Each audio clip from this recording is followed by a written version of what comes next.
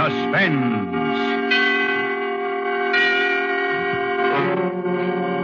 Tonight, bring you Mr. Leon Ames as star of An Evening's Diversion, a suspense play produced, edited, and directed by William Spear. Suspense, radio's outstanding theater of thrills, is presented for your enjoyment as bring you Leon Ames in a remarkable tale of suspense. It was literally just what the doctor had ordered. There wasn't anything in particular wrong with me, just feeling a little edgy. And I went for a routine checkup. How many hours a day do you work, Mr. Edwards? Well, I don't know, Doctor. I never kept track. Get home for dinner very often? Not lately. Grab a sandwich at the drugstore and go on back to the office, I imagine. I got a lot of patients like you. The ulcer type of business executive, I call you. You mean I... Oh, no, you haven't an ulcer yet. Just overworked, nervous, strain. A month's vacation is what you need. But, Doctor, Yes, I know they all say that. I'll tell you what you can do, though. Yes?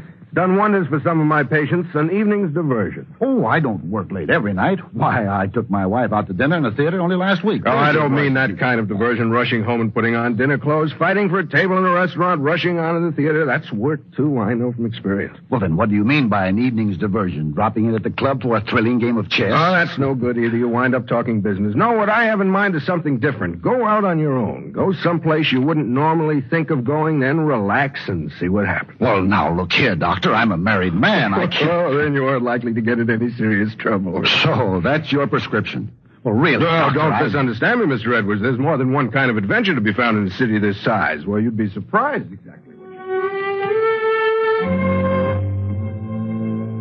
Well, of course I didn't take him seriously. How could I? In the first place, I didn't have time to go gallivanting around to strange places looking for trouble. And in the second place, I told myself I was too old for that sort of thing.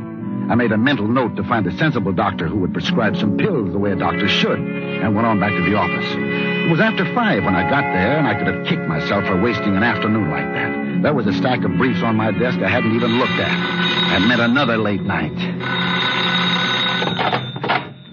Hello. Hello, dear. It's me. Oh, hello, Lily. Look, honey, I was just going to call now, Paul, you're not going to tell me you're working late again tonight. you. I'm afraid so, darling. Oh. Well, I suppose there's no use arguing with you. Did you see the doctor? Yes, I saw him. What did he say? Oh, the usual nonsense. Said I needed an evening's diversion. Well, he's quite right. You do. Maybe so. Anyway, I'll be late, so don't wait up. Paul, do you absolutely have to stay at the office tonight? Absolutely. You couldn't possibly get home just a wee bit earlier. Not a chance.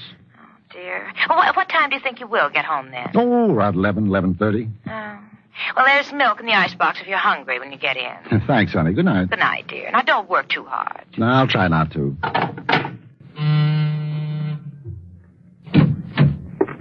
Yes, Mr. Edwards? Oh, I'm working late again, Lois. I don't suppose you'd be interested in earning some more overtime? Well, frankly, not tonight, Mr. Edwards. I'd like to help out, but I've stayed every night this week, and I'm just dead. I don't see how you do it. What do you do on your free evenings, Lois? Oh, go to the movies sometimes. Uh-huh. Sometimes my boyfriend and I just drop in someplace that looks interesting and just relax and see what happens. Well, what happens? Sometimes nothing, sometimes all sorts of things. Once there was a shooting right in the place where we were sitting. Gangsters. Well, that doesn't sound very relaxing to me. Oh, but it is. I mean, you get in a rut kind of going to the office and home again day after day. Uh-huh.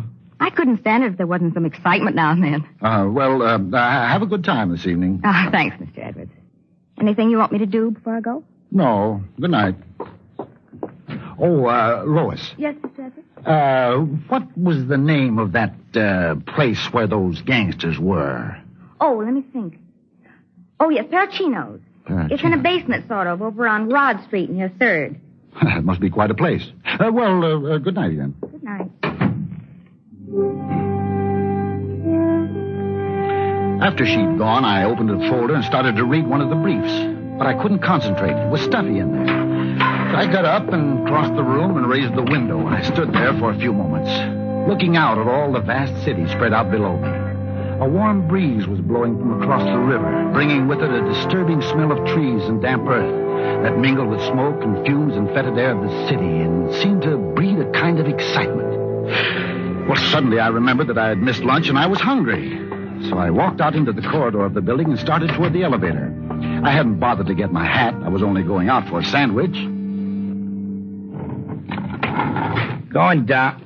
Oh, it's you, Mr. Edwards. Good evening, Joe. How's everything? Oh, you know. Can't complain. Going home? No, just downstairs for a sandwich. Oh, man, you sure put in the hours, don't you? Oh, I don't mind. I guess your work must be pretty interesting. Man, if I didn't do something besides run this elevator and go home, I'd go nuts. Well, what else do you do? Oh, I don't know. Seems like there's always something. Just walking around the city is a heck of a good time as far as I'm concerned. You might have something there. Yeah. Well, here you are, Mr. Edwards. Thanks, Joe. See you in... Yeah, I know. In 15 minutes. Yes, No. By George, I won't.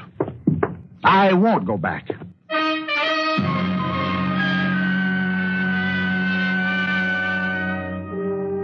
Something in his tone of voice must have decided me.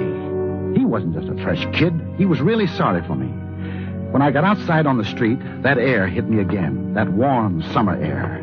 I started walking, not paying any attention to where I was, just walking and enjoying that wonderful air.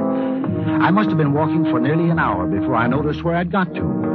It was Rod Street, and up ahead was a flickering neon sign. Pirocino's.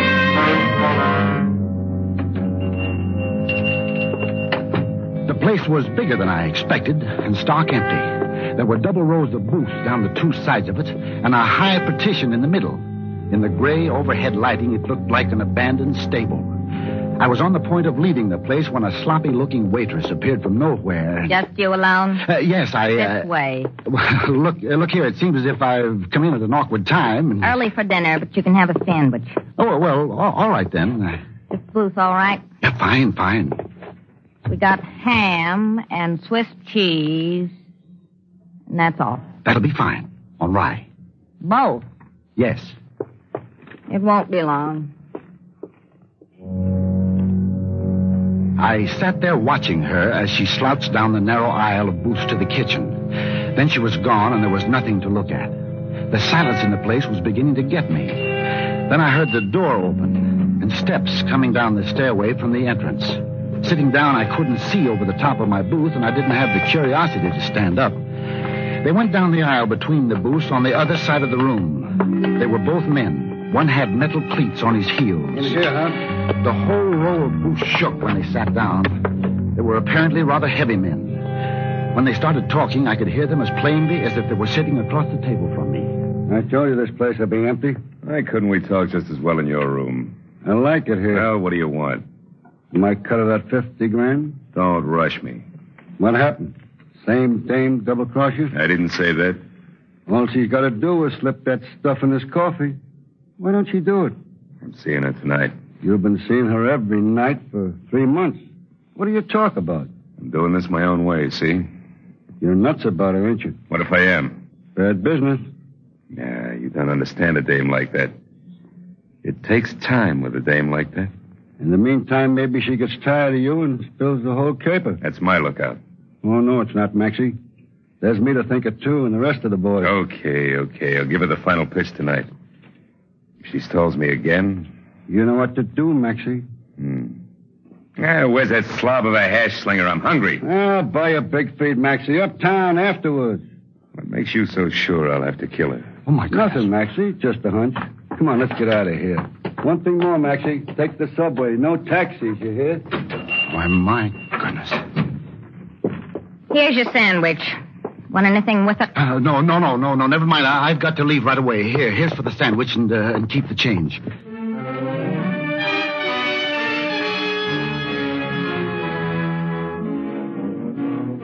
I caught up with him near the corner of 7th Avenue. I knew it was him because of those metal cleats on his heels. I followed him down into the subway. He walked up to the end of the platform. I waited where I was. It was as hot as a furnace down there. My heart was pumping fast with excitement, and I could hardly breathe. But this was doctor's orders, an evening's diversion. I walked to the far end of the platform. He didn't look around at me.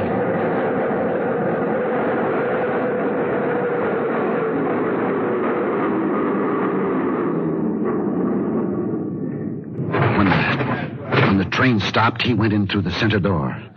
I went in by the door at the rear of the car. Inside the train, I saw him for the first time in a good light. He was well-dressed, almost too well-dressed. He must have felt me staring at him. He didn't look my way, but he began to jitter. He kept jiggling his right leg and looking at his watch. He wound it, and then he put it to his ear. I studied him. He was more than nervous.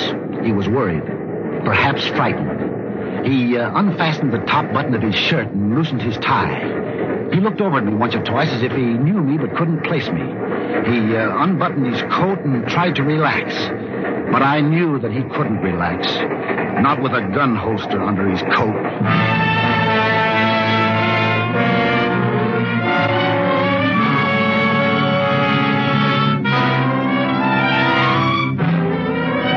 For Suspense, bringing you a star, Leon Ames in An Evening's Diversion, a radio play by Stan Schlesinger. Presentation tonight in radio's outstanding theater of thrills, Suspense.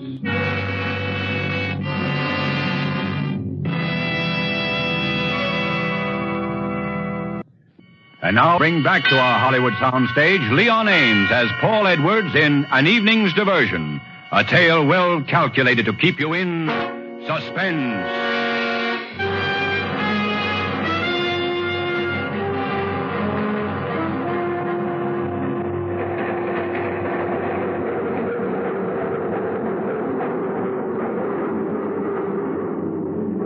The train stopped at the 59th Street station, and he got up to leave. I followed him out of there.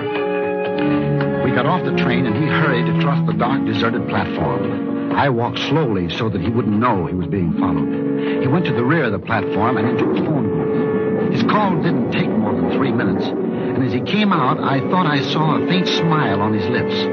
I flattened myself against the wall, hoping he wouldn't notice me, but he lit a cigarette and walked right over.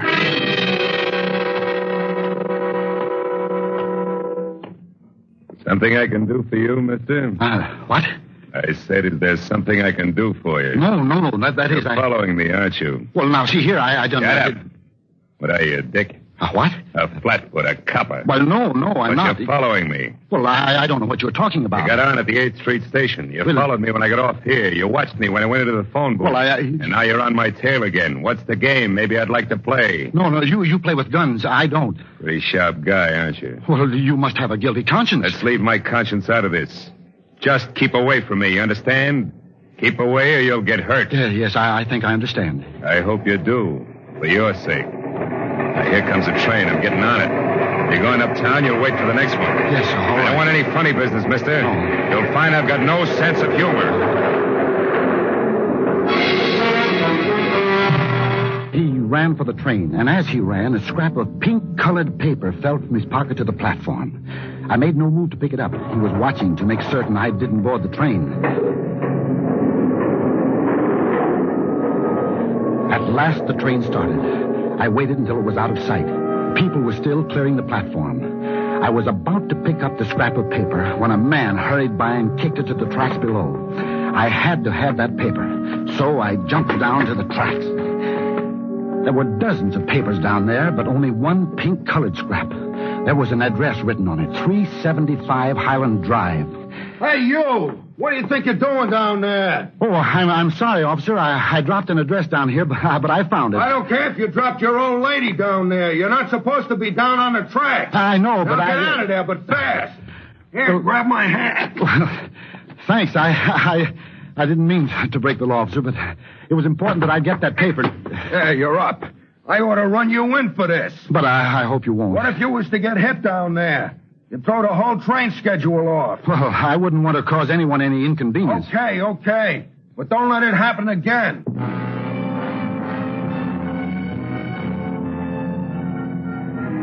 Outside, I hailed a taxi.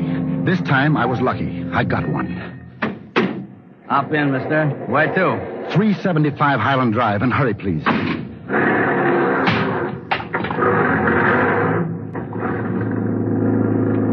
The traffic is kind of heavy tonight. I ain't got wings, but I'll get you there as fast as I can. I'll make it worth your while. It's a matter of life and death. Yeah, I know. I'm telling you the truth. Hey, mister, I ain't gonna argue with you. But I've been driving this hack for 10 years. I've heard that song before. All right, then, don't believe me. But for the love of heaven, please hurry. Okay. I'm doing the best I can. Yeah, it's easy for you guys to hop in a hack and say, step on it.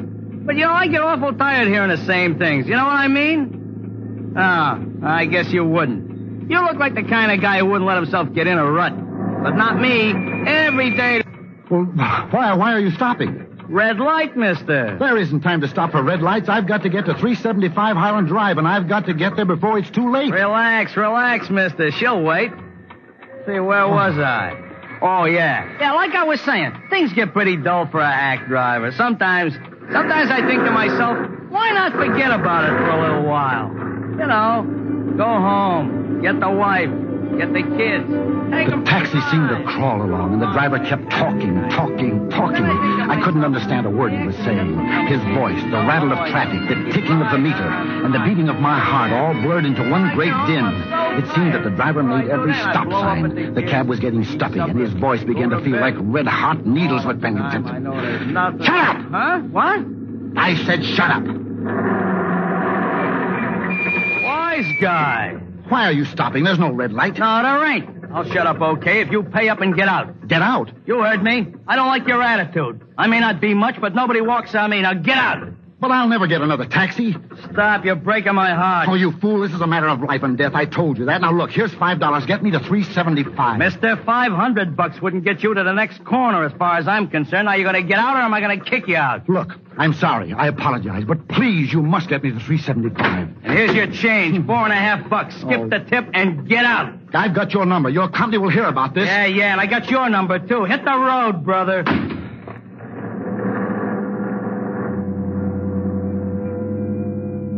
I stood there for a moment, watching the taxi until it was out of sight. I was on Highland Drive, all right, but I was 5 blocks from 375. I began walking. I wondered if I would be too late. The man with the gun must be out of the subway by now. That would put him only 3 blocks from 375. I walked faster and faster until I was almost running. I knew I was becoming involved in something, but just how involved, I didn't know. If I had felt then like I do right now, I would have turned around and walked in the other direction. As I neared the apartment house, I instinctively slowed down, not out of fear of what was ahead of me, but for what was behind me. I stopped. Someone was behind me. I didn't have to turn around. I knew who it was. You shouldn't have followed me here, pal. But what makes you think I don't have business of my own here? Start walking. I got a gun in your back. Where are you taking me? Start walking across the street. Don't try anything. I just as soon let you have it now as later. You're going to kill me? You catch on fast. But why? I haven't done anything to you. I don't even know who you are. That's rough. Straight ahead. We're going to take a little walk through the park. Listen, let me go. I won't repeat this to the police. You have my word. I don't want your word. I told you not to follow me, but you did. I don't know how you did it, but you're here. Turn right down this path. You're out of your mind. And you'll be out of your misery. Look, I've got money. I'll give you anything you want. Can it? Somebody's coming. Keep your trap shut. Let me do the talking. Say, son, do you live around here? Who wants to know? Oh, me? Just wondering if you know this neighborhood. No. Oh, how about you, mister? Well, I don't know the neighborhood either. No? Well, could you tell me this much? Would, let me see now. 485 Highland Drive be in this direction? I said we don't know the neighborhood. Oh, you don't? Huh? Well, thanks anyway. Guess I'm going in the right direction. My feet are killing me. Oh, hey, you, Shut up. Yeah, what is it? Nothing. We weren't talking to you. Oh, sorry. Okay. Start walking again. Do you mind if I ask you something? It all depends. Just who were you going to kill tonight, other than me? A certain party in apartment 1A. What? What are you going to do about it? Oh, I was just curious, that's all. Like a cat, huh? Why were you going to kill this party? This is far enough. You didn't answer my question. I'm through answering questions, pal. Look, why are you going to gain by killing me? Nothing. But I swear Except my life. I swear Save your breath. Someone else is coming. You can't get away with this. Where the devil is all this traffic coming from? Listen, Listen, mister. Keep your eye on me and remember I've got this gun on you. Don't try any funny stuff like you did the last time. It's a policeman. Cop. It doesn't make any difference to me. What I said still goes. Nobody can talk to me like that. I'll have you know my kid can lick your kid any old day. Shut up, I said. Don't tell me to shut up. Hey, what's going on here? You keep out of this, officer. Hey, take it easy, buddy. Take it easy. What's with this guy? Oh, don't pay any attention to him, officer. He's nuts. But I'm not a fathead like you flatfoot. You don't know what he's talking about, officer. He just talks a lot too much. You know what I'm going to do when you go? Jump in the river, I hope. I'm going up and down the street and break every window I can reach. Not while I'm around, you're not. I'm taking you along with me just for safekeeping. Okay. Oh, yeah? You and who else? Hey, I'll take care of him, officer. I'll take care of him good. Yeah? Well, all right. But you're responsible for it. I don't want to see any broken windows, you understand? Oh, sure. Sure thing, officer. Okay. No one is going to take care of me. I'll take care of myself. Hey, come back here. Come back here, I said. I don't want any broken windows, you hear?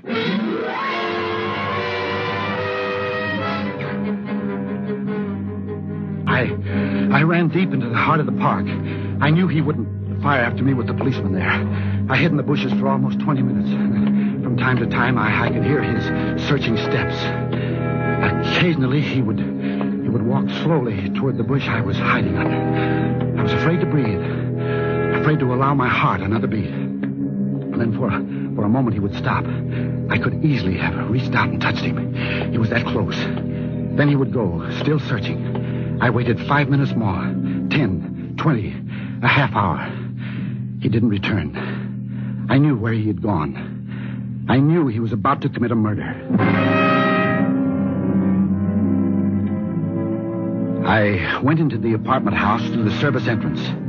My legs felt like rubber, and my clothes were torn from the bushes in the park.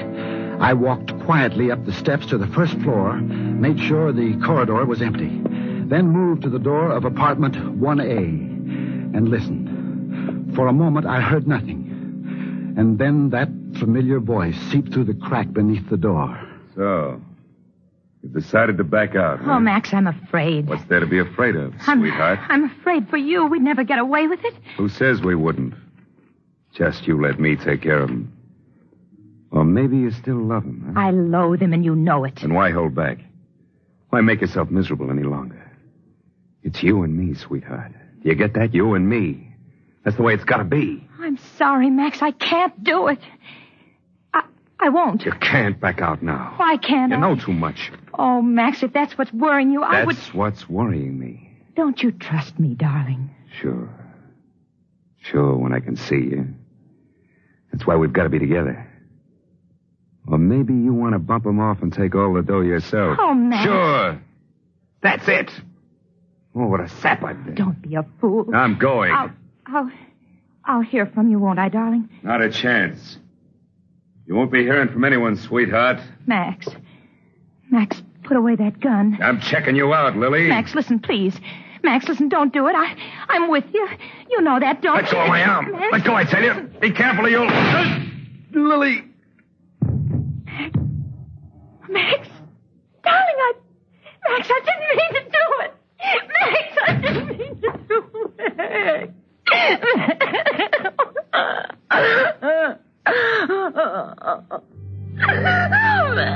Her back was to me as I opened the door. She was on her knees weeping for the man she had just killed. I walked quietly toward her, knelt down, and reached for the gun at her side. Picked it up, moved a few steps back, and waited. She must have felt my presence in the room, because she stopped sobbing, stood up, and turned to face me. Nothing was said. Her eyes were searching mine, growing wider and wider as she found my thoughts. Tiny streams of blood began to trickle from those places where her sharp fingernails had penetrated the palm of her hand. The silence of the room began to roar. And then...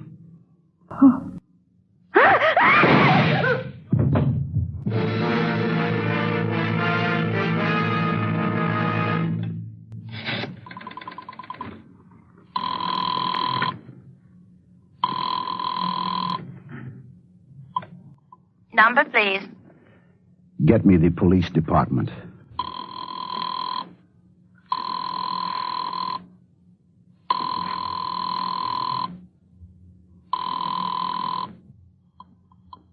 Police department. You'd better send someone over to 375 Highland Drive right away. Apartment 1A. 375 Highland Drive, apartment 1A, huh? What's up? I think you'll call it murder. I just killed my wife.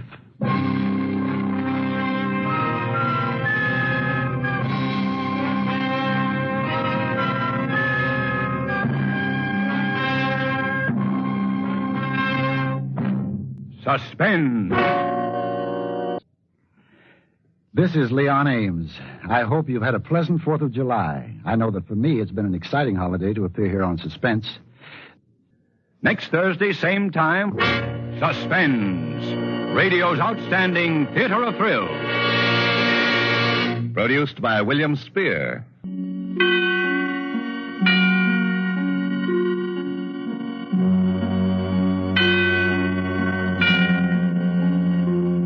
This is CBS, the Columbia Broadcasting System.